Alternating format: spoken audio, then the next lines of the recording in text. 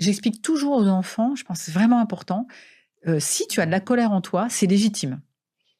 Ton voisin t'a piqué ta gomme, il l'a coupée en deux, ben, il y a des raisons que tu sois en colère. Tu as subi une injustice, il y a des raisons que tu sois en colère. Maintenant, la colère, elle va pas faire que tu vas aller fracasser ton poing sur un mur ou tu vas hurler sur ton enseignante ou ton enseignant. Donc là, une fois qu'on sait que la colère, elle peut être tout à fait légitime. Et elle est souvent... Je parle de colère, je pourrais parler de la tristesse ou de la peur, bien sûr. Hein. Mais là, c'est un truc surtout sur la colère, faire descendre les tensions. Une fois que ça c'est dit, eh ben, on peut travailler autour de cette colère. Et on peut en effet la nommer, on peut lui trouver des petits noms, on peut lui trouver des couleurs, on peut lui trouver des formes. Voilà, et on peut un peu l'apprivoiser. On peut voir où elle est dans le corps aussi, parler de ça. Où est-ce que ça... Et quand est-ce qu'à quel moment je sens monter cette colère? Parce que des parents qui m'emmènent leurs enfants me disent « Ah, c'est tellement facilement en colère. » tout. Mais qu'est-ce qui déclenche aussi? Quelles sont les prémices, etc. C'est intéressant parce que dès qu'on commence à parler de ce genre de choses, ça fait déjà diminuer un peu l'impact.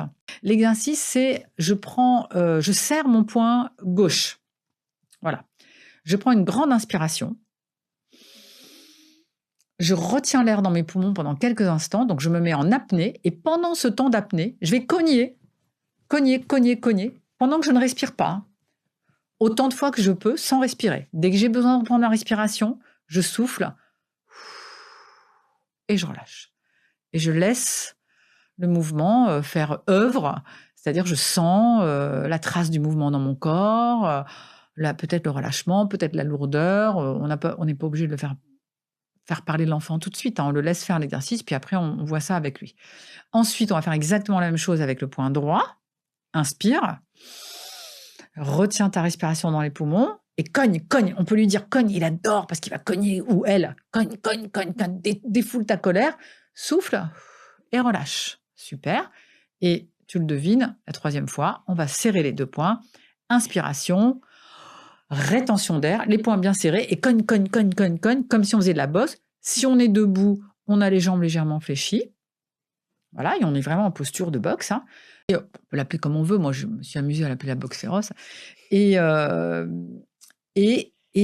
encore une fois, double effet, détente du corps, parce que c'est fatigant.